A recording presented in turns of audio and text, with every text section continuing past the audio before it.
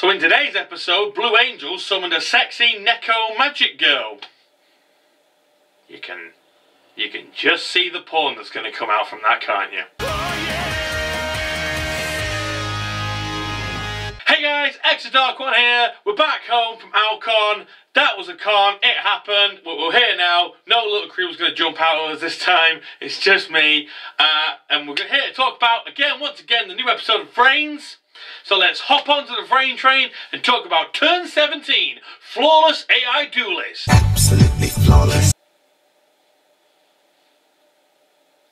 The fuck with that? So after we got the intro, we just dived straight in. We dived straight in. Blue Angel, she was just on form. I think they had to give her this, like, if this was wrestling, they had to give her a push. After being so fucking useless these last couple of episodes, after being unconscious and needing rescuing, she needed. Go away, boxes. She needed a push. She needed a great duel to just show that I am actually not useless, by the way. I'm actually really fucking ace.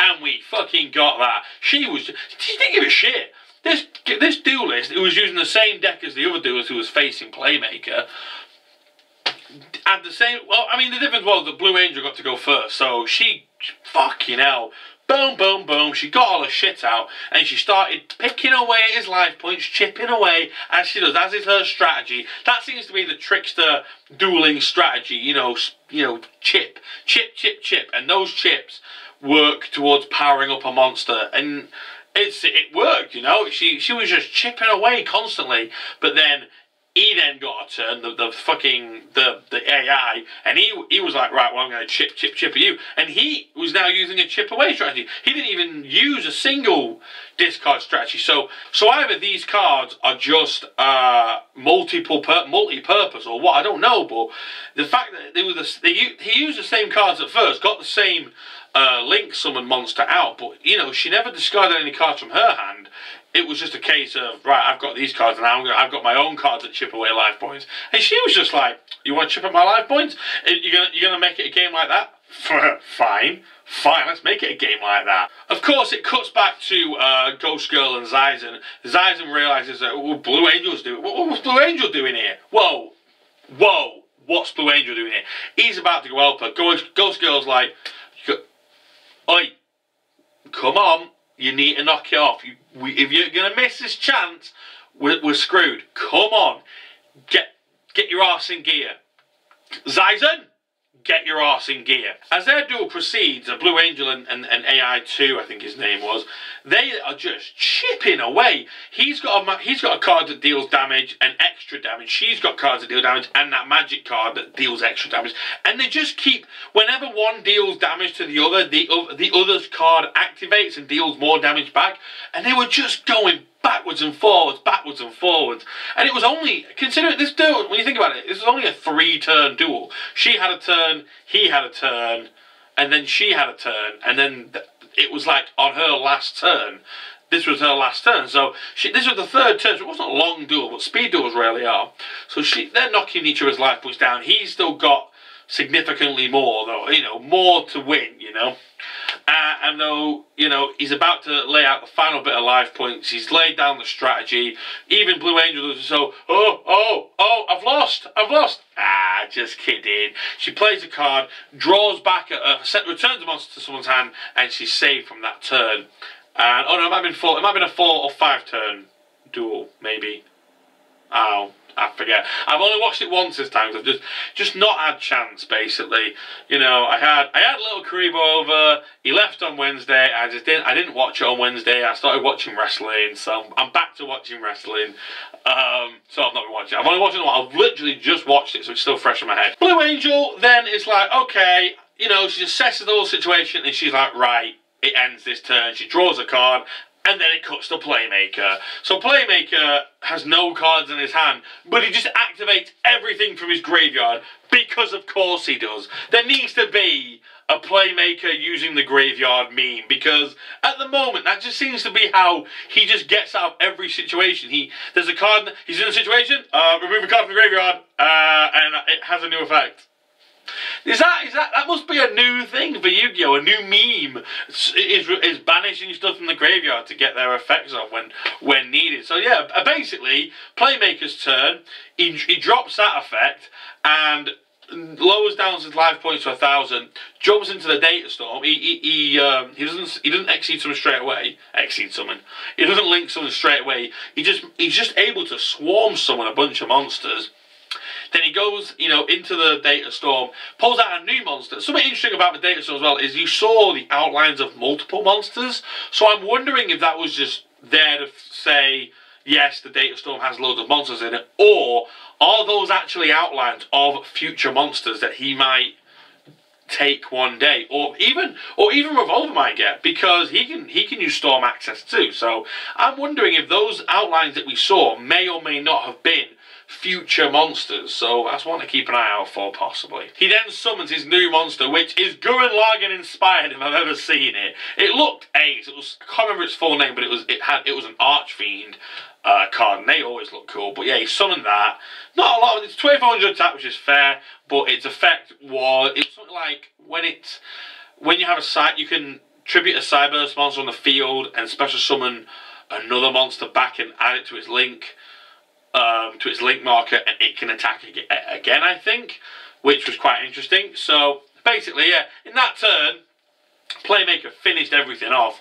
He just wiped it all out, did everything. The duel was done, over, done and dusted, and, like we really are surprised. I mean, I wasn't. One thing I did like is I liked that the AIs didn't have responses when they were, when they were being dueled. That kind of makes sense, because they are essentially AIs. They're not, these weren't living AIs like Ignis. These were just programmed AIs that, were doing the moves as they were programmed to do it. So whenever a move was happening to them, you didn't get any sort of gasps or sort of, what? Nani? Stuff like that, which I actually appreciated. It made them seem more like AIs, like they were just dueling programs. They didn't have reactions to it like a human would. So it was a little detail that I was just like, yeah, okay, they are AIs. They wouldn't have they wouldn't react to a move because they would just watch the move. They wouldn't have any emotions in that regard. So I personally thought it was quite a nice little detail. Nice little detail. I think it was before Blue Angel's turn, but I'll just talk about it anyway. I think it might have been after Blue Angel's final turn, but I'll talk about it anyway. When Ghost Girl and Zaizen arrived, they got to the center, they got to the data core, and they got there, and they were just like, right, we're here now, let's get to business. So they started, doing what they were doing. Playmaker finishes his duel. He's like, right, I'm going for the core. I'm way off course. His mate's like, don't worry, I'll guide you there. You just keep an eye out. I'll give you directions. Just go. We then got the Blue Angel, who essentially finishes her duel off. Just again summons this new monster. I think it's a new one. I've not seen it before. It gets the whole, you see. I like how when if obviously you watched it, you would have done. I like how when she summoned the link summoner thing, how they kind of flew into it. They were kind of shitting hearts. Do you see that? I mean, I get it was kind of a trail, but the way it looked is like they were shitting hearts. And then we got the whole magical girl kind of sequence. We saw the kiddie face, the cute features. We saw that arse. That arse was right there. I think Martin would appreciate it. We saw the arse, the two tails, the bow, a whole transformation. It was definitely a magical girl inspired transformation scene, and it was quite fun to see. It would be funny to see the artwork that comes from that. I certainly am looking forward to it. I'm not ashamed to admit it. I'll perv on that. I'll perv on that till the fucking sun comes up. Playmaker finally arrives at the core. He gets there. However, everyone's detected. They now realise there's more intruders in the data core. They lock on. Ghost Girl's hiding. Not very well, but she's hiding. She's like, you gotta hide. Zaizen's just stood there. Zaizen's just like giving it large. And Ghost Girl's like, you fucking hide, idiot. Just hide.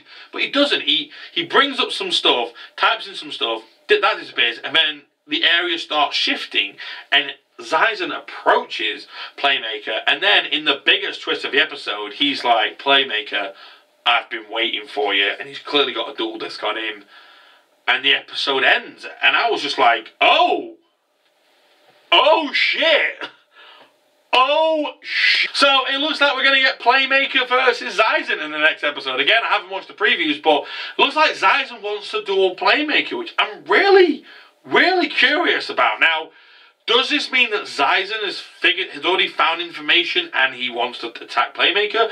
What is the reason? I don't know, and I like that. It was a nice cliffhanger to leave us on, because I'm like, oh, wait, Zyzen wants to duel Playmaker now? That is pretty good. I thought it would just be a case of they get there and it would end, and I was just like, oh, okay, well, your Playmaker's there now. But then, when Zyzen did that, I was kind of like, oh, what? Whoa, what does Zyzen wants to duel? Does he want to beat Playmaker to get his job back? Does he have other reasons? Has he already seen information that makes him want to duel Playmaker? What is going on? It was a nice cliffhanger, and actually a very good duel. You know, we got to see Blue Angel. This was definitely an episode designed for Blue Angel to make her shine. At no point was Blue Angel, like, in trouble. She had complete control of the duel. She needed, again, to use a wrestling term, she really needed a good push episode to show that she's still badass. She's still a good duelist.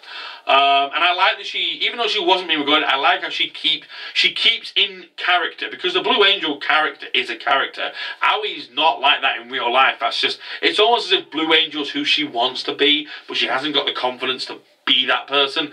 Very relatable for that, for especially with people like me and you, internet people. We can be one person online and a completely different person in real life, and yeah, that's a very relatable aspect of her. I mean, it's another reason she's very interesting. So I like to think that that's how she's like in real life. But the Blue Angel, who she wants to be more than anything. Overall, guys, it was really good seeing Blue Angel kick ass and come back. Can't wait to see what happens now. It's obviously going to be Playmaker versus Zyzen. Maybe not. Again, I've not seen the preview, so it might not be. It's looking like it could be. Again, though, a thoroughly good episode. I did enjoy it. I can't wait to see how it concludes. Anyway, guys, that's all we got time for today. I really enjoyed the episode. I can't wait to see what happens next week.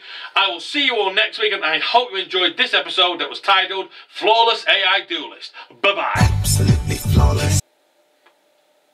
What the fuck is that?